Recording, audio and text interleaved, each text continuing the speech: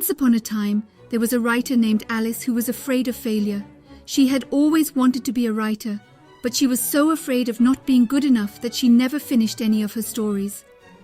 One day, Alice was sitting in her room, staring at a blank piece of paper.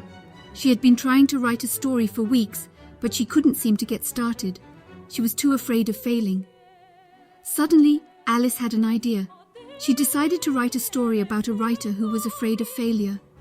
She thought that if she could write about the fear of failure, then maybe she would be able to overcome it herself. Alice started writing, and the words flowed easily. She wrote about how the writer felt when she started a story, the fear that she would never finish it, the doubt that she would ever be good enough. As Alice wrote, she started to feel better. She realized that she wasn't alone in her fear of failure. Other writers felt the same way, and she realized that even if she failed, it wouldn't be the end of the world. She could always try again. Alice finished her story, and she was proud of it. She knew that it wasn't perfect, but it was her story, and she had faced her fear of failure. Alice's story was published, and it was a success.